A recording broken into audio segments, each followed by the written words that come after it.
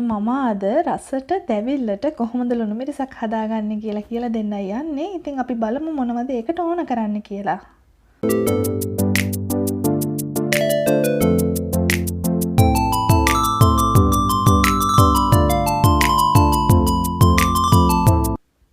මං අද රතු ලුණු වලින් තමයි හදන්නේ ලුණු මිරිස් එක. අපිට ඕන නම් බී ලුණු කෑලි දෙකක් තුනක් පාවිච්චි කරන්න පුළුවන්.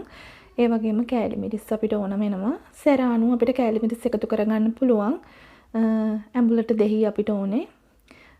ඒ වගේම ලුණු ටිකකුත් ඕනේ. මං අද වංගෙඩිය තමයි මේක අද අඹර ගන්න හදන්නේ. ඕගොල්ලන්ට ගල තියෙනවා නම් ගලේ වුණත් අඹර ගන්න පුළුවන්. ඉතින් අපි මේ විදිහට අපේ කෑලි මිරිස් ටික අපේ වංගෙඩියට එකතු කරමු.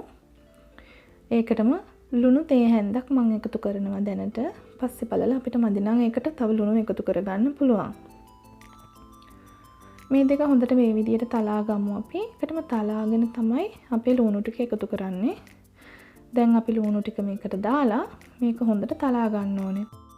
අපි දැන් අපේ ලුණු ටික හොඳට තලා ගමු. මෙන්න මේ විදියට මං කෑලි හිටින්න ටිකක් මේ විදියට තලා ගත්තේ. මං ටිකක් ආසයි මේ විදියට කෑලි හැපෙද්දී. ඉතින් ඕගොල්ලන්ට ඕන නම් තව ටිකක් මේක හොඳට අඹර ගන්න පුළුවන්. ඉතින් මේ විදියට අපි ගලේ තියෙන ඒවා ටිකත් එකතු කරලා අරගමු.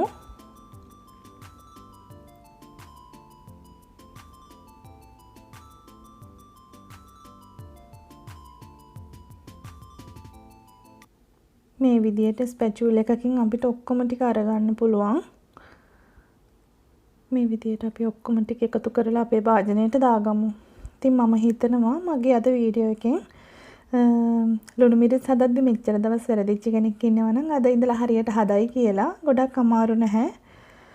ලුණු ඇඹුල් හරියට දාගන්න එක තමයි. ඉතින් මේකේ අපි හරියටම දැනගන්න ඕනේ.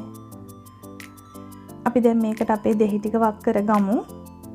මේක මේ විදියට දාලා අපි බලමු අපේ ලුණු ඇඹුල් රස කොහොමද කියලා. ඉතින් මේ විදියට හොඳට කලවම් කරලා අපිට ලුණු බලන්න පුළුවන් දැන් ඇඹුල් කොහොමද ලුණු කොහොමද කියලා බලලා අඩුපාඩු තියෙන දේවල් අපිට දැන් එකතු කරගන්න පුළුවන්. බලමු කොහොමද කියලා. මට හිතෙනවා තව දෙහි ඇඹුල් ටිකක් ආවොත් හොඳයි කියලා. තව ටිකක් අපි දාගමු.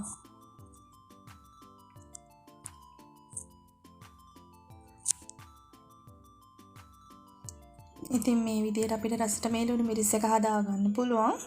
ඔයගොල්ලන්ටත් පුළුවන් හදාගන්න.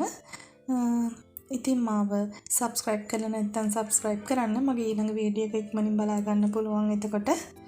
ඉතින් එහෙනම් අපි ආයෙ වීඩියෝ එකකින් හමු වෙමු. මං ගිහින් එන්නම්.